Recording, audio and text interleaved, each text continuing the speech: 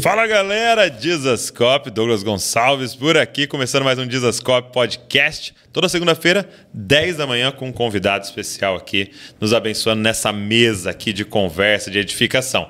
Seguinte, eu queria te fazer um pedido já no início, já curte isso aqui, já deixa um comentário durante aí o que o Senhor ministrou no seu coração nessa conversa. E também se inscreve no canal. Você fazendo isso, o YouTube entende que isso aqui é relevante e ele começa a mostrar para mais gente. Então faz isso aí já no começo aí que eu tenho certeza que vai ser incrível. Então vamos embora. Que a gente usa talvez esse termo, né, nas nossas mesas de conversa do perder a salvação. Entro. Porque há também uma ideia de que se eu receber a graça, acabou, né? Mas como é que você trabalha essa temática? O que você leu e se aprofundou nesse tempo aí? Se a gente entender o processo e que a ação da graça não é, ou a salvação, um ato único e instantâneo, porque se tem portas, se tem caminhos, se tem alvo, tem um processo. Sim. Para mim, o processo pode ser abortado. Mas eu não tenho assim um pingo de dúvida e eu discuto esse assunto com quem for, o quanto quiser, porque assim... Então, o próximo podcast vai ser debate aqui.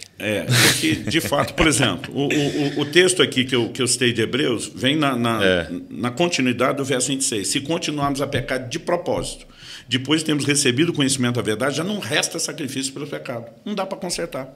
Né? O texto está falando isso. Aí alguém fala, não, isso aí é gente que não teve uma experiência de conversão. Ele diz que pisou o Filho de Deus, profanou o sangue da aliança com o qual foi santificado. Como é que o cara foi santificado e não teve uma experiência de novo nascimento? Então, Hebreus 6, por exemplo, fala que é impossível os que uma vez foram iluminados, provaram o dom celestial, o novo nascimento, se tornaram participantes do Espírito Santo, que é a prova de nascer de novo, que sem nascer de novo não recebe o Espírito Santo, provaram a boa palavra de Deus, os poderes do mundo vindouro e caíram. É impossível renová-los para arrependimento. Então, acrescente as 5 coisas, o arrependimento que houve. Não consigo olhar para isso tudo, né, e não crer dessa forma. Agora, eu não tenho problema com as igrejas, porque eu falo sobre certeza e salvação. A gente não prega incerteza. Isso é algo que tem que ser entendido. O livro de Hebreus também fala, no mesmo capítulo 6, de uma âncora da alma. Depois de falar de gente que se perdeu, ele fala de gente que pode estar bem ancorada. Mas ele chama isso a uma responsabilidade de correspondência.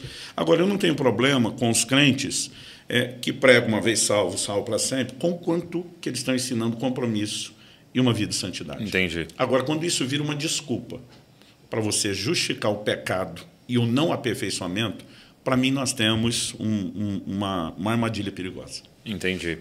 Então, porque eu vejo alguns ministrando e dizendo como se não há santidade, não houve salvação, né? Porque o texto que você citou de Tito, né? E o texto de Romanos 8 é muito claro, né?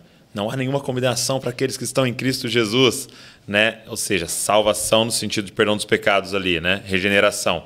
Só que é invisível isso, né? Eu falo, tenho fé, creio, é invisível. É invisível. E aí no verso 2, então ele fala, mas Paulo, como é que eu sei que não há condenação para mim, né? Porque a lei da vida, da graça, agora te livrou da lei do pecado e da morte. Então é evidência, né?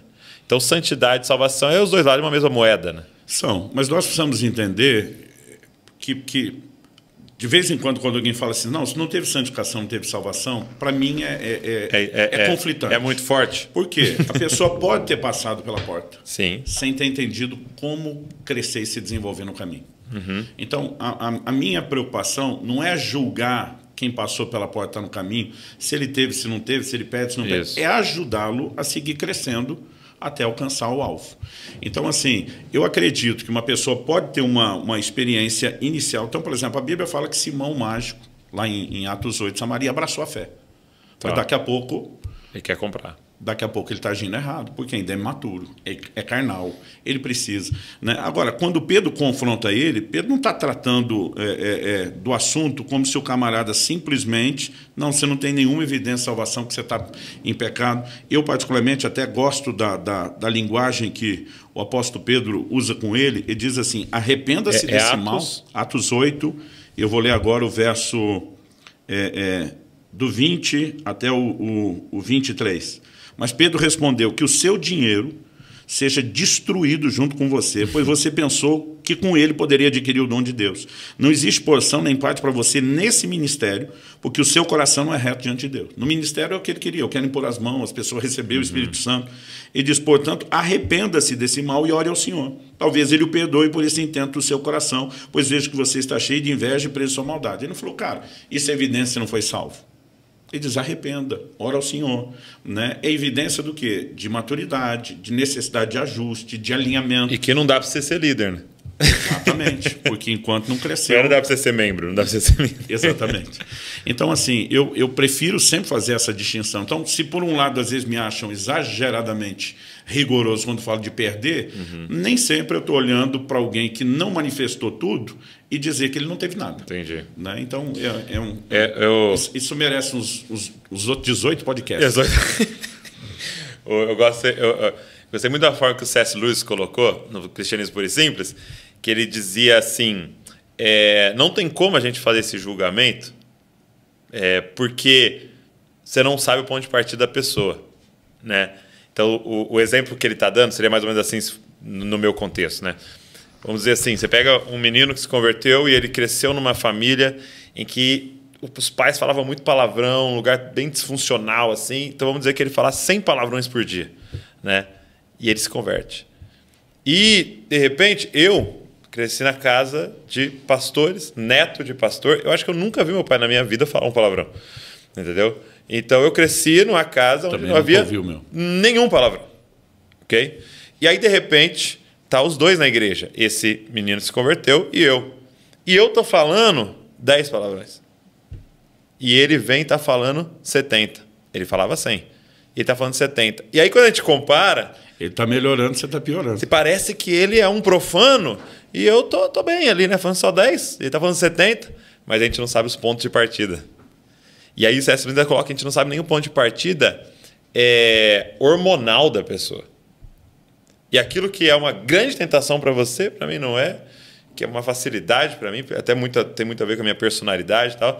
Então é interessante isso, porque é um processo, né? É um caminhar, então, né? Eu prefiro, em vez de tentar avaliar cada caso e tentar julgar o que é como, por exemplo, pecado gera consequência. Então, uma pessoa que tem pecado e não se arrepende, ela pode colher consequência. Sim. Agora, você não pode pegar qualquer um que está enfrentando problema e dizer que é consequência de pecado. Entendeu? Então, assim, os amigos de Jó ali, né? Exatamente. Então, para mim, essa coisa de discutir se foi, se não foi salvo... Paulo fala de um camarada na igreja de Corinto que estava vivendo incesto. Um caso com a madrasta.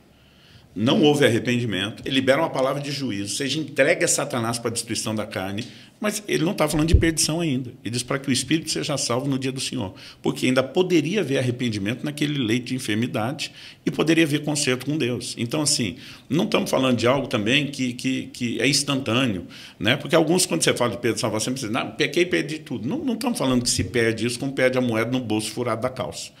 Mas que o processo pode ser abortado a ponto de não ter retorno, isso para mim pode.